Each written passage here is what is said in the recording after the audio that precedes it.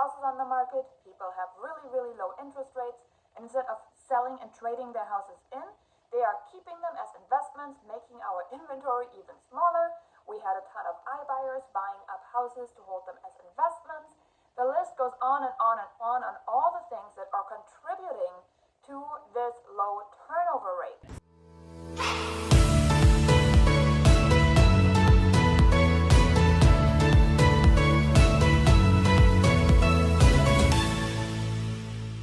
The farm I want has a lower turnover rate than what we are suggesting.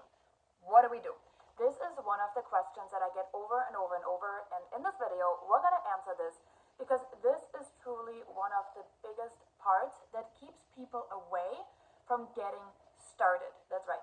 So when we look at getting started, one of the first things we want to make sure of is that you select a profitable geographic farm, right? How do we determine it's profitable first and foremost? Well, turns out we have an entire free workshop for real estate agents, so you can make sure that you're going to get the free workshop done first and foremost because we walk you through that thing, okay? Because when you get stuck, you lose momentum, okay? Do not lose momentum. Let's push through it in this video.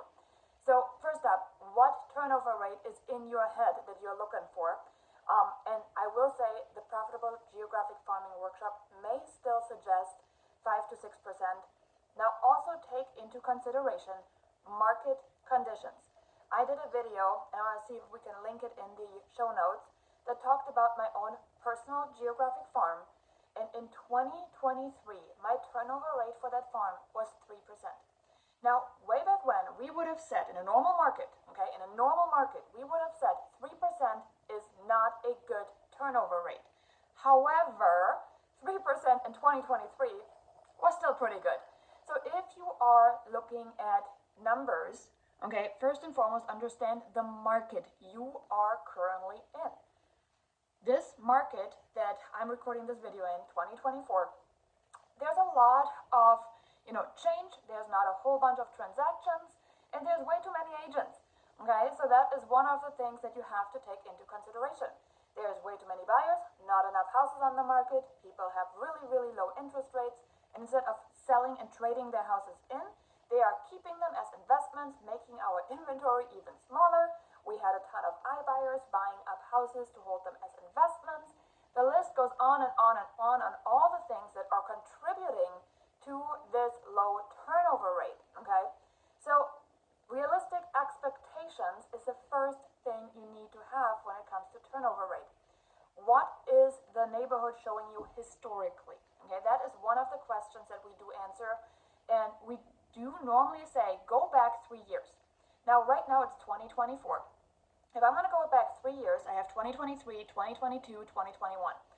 Can we agree that it's really hard to call these normal years, right?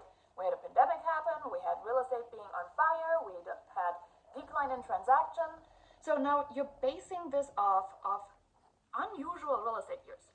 Okay, that's really hard to start with. If you're currently hunting down a profitable geographic farm, maybe you want to go back 5 years, right? What happened in 2019? I know it seems so long ago, but what was 2018 and 2019 like, right? So look at the regular years and see, okay, how are we doing there? Is there turnover? You don't want to go back decades, but you definitely want to see what is going on in a regular market, okay? So that is the first thing I would look at to determine, okay, is this truly normal and I can start farming there? Or is there something going on, okay? The other part, you know your area. Now, I'm going to give you an extreme example with Detroit, right? Everybody knows what happened to Detroit. Companies left, everything kind of like shut down there, people lost their jobs, everything went downhill. Now, Detroit is doing amazing right now, by the way, but if you think about, what are the other factors coming in, there's a couple like Gary, Indiana is another area near me, and I'm sure you have examples like this in your area. You know when companies are coming in or pulling out, where do you think there's going to be an influx, okay? Use your hyper-local market knowledge. This is a national video, and I'm talking to agents nationally. Use your hyper-local knowledge to determine, do you think that this area area is actually desirable. If you are talking to buyers, you have boots on the ground, right? If you're talking to buyers, are the homes that are inside the geographic area you're looking for, are they what buyers are wanting, right? Is the buyer pool there? Because this is also where you then have transactions that you don't have to have them sitting on the market for 8 months, okay? If it's a super unique home or high-end neighborhood or whatever it is. So are there buyers? How is the buyer pool? That's the third question you should really consider. So let's recap of what we've talked about. We've talked about making sure that you're not just looking at the last 3 years, which were pretty unusual in real estate right now, but look for a fairly normal market to pull that data.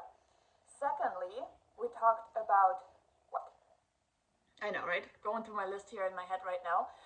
The second part we looked at was not just going back a certain amount of time, but then also looking at what other factors are happening in the area, right? Make sense? Okay, and then the third part, we're looking at the desirability of the area that you're looking to target, okay? Evaluate these 3 factors, and then look and see, does this make sense for me from a business standpoint? I know it's hard sometimes to just say, yes, this makes sense, okay? But look at turnover rate, and let's say there's 20 houses each year that sell. You will not get all 20. You know that, okay? We're gonna be realistic. We would love to get all 20. We're not gonna get all 20.